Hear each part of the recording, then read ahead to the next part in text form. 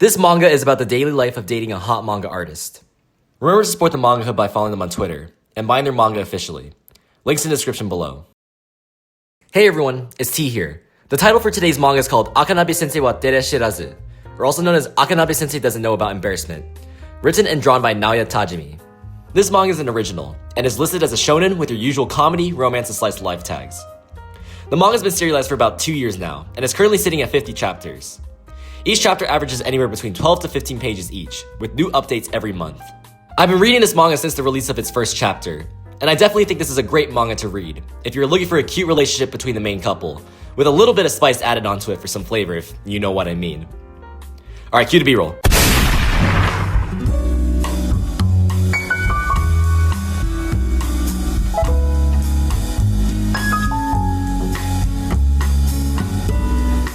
In the first chapter, we are immediately met with an absolute heavenly angle of our female main lead, Akira Akanabe.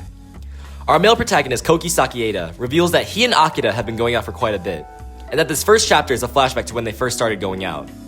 We see the two of them working in the same room, as Koki asks Akira for feedback on the backgrounds he drew, to which Akira meets him with a hard, concentrated look on her face. She questions him on how he drew a specific manga panel, and we then see Koki brace for impact, as Akira then hits him with a truck of immense praise for his artistic skill. It is shown that Koki has been working as an assistant for Akira, who is a renowned author and artist that is responsible for the creation of his all-time favorite manga. She often compliments him for his skill in drawing, and Koki is even starting to fall for her romantically after being showered with praise on a constant basis. He is, however, determined to not let his feelings get in the way of his work, to which he then immediately fails in doing, after Akira compliments his cute face, where he then retreats to the toilet. Oh my goodness, it shot straight out! What are you doing? He thinks to himself that she's only able to say these embarrassing compliments to him, because of how there isn't any special meaning behind them, and recollects himself before he starts developing feelings for her. After taking his dookie, Akira immediately confronts Koki and asks him if he likes her. Koki is caught off guard, and dismisses her question by assuming she meant like in a sense of respect. She then says how it would have been easier for her if Koki liked her too, but says that she still needs to communicate to him how she feels either way, to which Akira then confesses to Koki and asks him to go out with her. She talked about how deeply she loved him, to where she even designed her manga's new character based off of his looks, which was something she has never done for anyone else. She asks him what his thoughts are, to which we then see Koki's brain completely losing connection with the rest of his body out of pure shock. After Koki calms down, Akira says that if he was so embarrassed by her confession, it meant that there was still a chance that she could go out with him. Koki then realizes that he has yet to give her a response, to which he then reciprocates her feelings by saying that he also likes her and wants to go out with her. We didn't get a rare adorable smile from Akira, beaming bright enough to light up and power fucking Kevin O'Leary's AI data center for years to come. However, Koki tells Akira that there will be an issue if they start dating, and says how her lavish praise will make him too embarrassed for him to concentrate on his job as her manga assistant. Akira then tells him that she doesn't understand how it feels to be embarrassed, and that she was simply just speaking her mind whenever she complimented Koki. However, despite that, she tells him that she'll be careful about what she says in the future, and that she wants to try her best for the person she loves, which then concludes our first chapter. Well, would you look at that? We got an entire 200 chapters worth of love progression and character development in the span of a single chapter. Like, let's be honest here. If this were any other generic rom-com, this first chapter would have instead been its last, and the story would have just concluded without us seeing how the main couple's relationship would further develop after they start dating, which is a common issue that I absolutely despise. With that in mind, I was really excited to see that we get to focus on the main couple's lives after they start dating rather than before, as this isn't exactly super common in older Japanese rom-coms. Also, can we just take some time to talk about how beautiful Akira is? Her nonchalant cool eyes, her dark blue wolf cut, her body sculpted like a literal Greek statue. Like, Christ almighty, every time we get a panel of mostly just her, I can barely even write my script without my neurons exploding every time I glance over at her. Alright, that's enough of me being horny. Let's just move on to the second chapter. In the second chapter, we get a glance at Akira's daily morning routine. Wake up at 7, brew some coffee, get your daily intake of nicotine, eat some breakfast, and get ready to clock in at 9. It's nice to see that she's got a good routine going on, as my usual morning just consists of waking up half asleep, doom scrolling on my phone, getting jiggy with it, skipping breakfast, and then driving to school. So, yeah, I should probably get that fixed, I'm not gonna lie. Anyways, we then see Koki squatting earlier than usual outside of Akira's door, considering how he was still worked up on how he was now dating Akira, and wonders to himself where he should go for the time being. He then gets jump scared by her, as she opens the door telling him that he can wait inside her house. He apologizes for disturbing her while she was prepping for work. However, it turns out that the morning routine she went through at the beginning of the chapter was at 4 a.m. and that she finished early because she was also excited for him to come over. She gently caresses the side of his face, moving slowly down to his shoulder, as she tells him that it is more than okay for him to come over earlier to spend time with her. To which we then see Koki completely overstimulated from Akira's aggressive move. From there, the manga cuts to both of them inside Akira's apartment. Yeah, I don't want to unconsciously make you feel embarrassed, like, the words just come naturally to me, you know?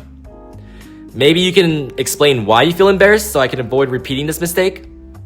How do I put it? I suppose it's your actions and the words that you choose when you compliment me. Also, at that moment when you said we have mutual love, it's really just now setting in for me that we're dating, and it's making me realize that all of this is really happening, you know? Damn! You really are down bad for me, aren't you? You know, even though it's true, please don't say that out loud. Man, I'm so fucking happy. God could take me away right now and I wouldn't even mind it. Koki, can I kiss you? I really want to kiss you right now, I'm not gonna lie. Yo, I want to kiss you too, but like, if we do that sort of thing, well... Oh, time to clock in. Son of a bitch! Akira then says how they wouldn't be able to stop getting lovey-dovey if they mix their work with their relationship, and tells them that they can think about it later. She also tells him that she won't ask him to draw erotic scenes anymore, to which he proclaims that he wouldn't get embarrassed by some mere pictures, and that he only feels embarrassed about that sort of stuff because it was her. She then mentions she was worried that he wouldn't be good with drawings, that she uses herself naked as a reference, to which Koki says that's a different story. He then wonders whether the scene he's working on was also based off of Akira, which we then... Okay, yeah, I can't show that on YouTube. Akira then tells him that he doesn't need to force himself, and that either way, he'll be seeing the real thing in the future anyways, and that she wants to save the fun for when that time eventually comes. Koki's head gets overloaded with embarrassment for a second time, which then concludes the second chapter. Overall, for my personal thoughts, this manga is really good. I love how the story focuses primarily on the daily life of the main couple, going through the motions of their newfound relationship, and how it's filled with cute romantic moments between the two, as they deepen their love for each other with every new chapter. Now, if it wasn't obvious enough, there's a decent bit of what I personally think of as great fan service sprinkled throughout the manga. However, if you're reading this manga purely for the booba and ass, you'll be disappointed to say the very least. Like, yes, we do still get fan service in future chapters, but the amount we get drops off significantly after the second chapter, and is kept relatively minimal past that. The ecchi scenes are far from the main focus of this manga, and the author instead focuses more on developing Koki and Akira's relationship for the rest of the story, which I personally value much more over the manga relying on cheap fan service to keep readers hooked. Like, as much as I love me some good fan service, I never stick with the manga for very long if the ecchi moments are all I have to look forward to. I initially thought that this manga was going to be glorified gooner bait for my first impressions, but I was surprised to be met with a well-written relationship between the main couple, who aren't shy to express their love for one another. Their relationship is really a breath of fresh air compared to older rom-coms that have a lot of recurring bad qualities that I'm sure a lot of people are exhausted to see. Examples include, you know, the meaningless misunderstandings that drag on for way longer than it has to, the fucking negative romantic progression when we're already 200 chapters in, the insufferable spineless male protagonist. Like, Koki may not seem like much right now, but it's nice to see that he has some actual balls to communicate how he feels properly to his partner, and that he's not afraid of wanting to get intimate with Akira, and only wants to treasure his relationship with her without rushing it. Like, thank fucking Christ this manga knows how to write human interactions that the readers actually want to see. For my overall rating, I will give this manga an 8.8 out of 10. We have an attractive art style, good dialogue, and a sexy and aggressive female main lead, with a good male main character with actual guts to pair along with her. The only somewhat critique I have is that the story doesn't really have a strong narrative, but the great character writing and cute interactions between the main couple make up for it plenty. And overall, I highly recommend this manga to anyone who's looking for a satisfying read. Once again, if you don't want this manga to get axed or cancelled, please support the manga by following them on Twitter and buying their manga officially. If y'all enjoyed today's recommendation, do consider subscribing, as I have over 300 plus other manga saved with much more to come in the future that I have to recommend. Hey y'all, I'm finally back in my country, and I'm now returning back to bi-weekly uploads starting from today. I don't really have much to say, so I wanted to do a little mini-series at the end of my videos, showcasing impulse purchases that I've made and will continue to make in the future. The first thing I got was a Mayano Top Gun Nendoroid from my current favorite game, Uma Musume. I was actually able to get this at around MSRP for 40 bucks, since it was displayed at the store I bought it from and was considered as used. However, even with that in mind, the figure almost looks brand new, and this was definitely the best purchase I made while I was in Taiwan, and I'm very happy I was able to find her for a decent price. They also had a Bochi collab while I was visiting a store in Taiwan called Sintren, and I was able to pick up some really cool Ryo and Nijika socks for $10 each.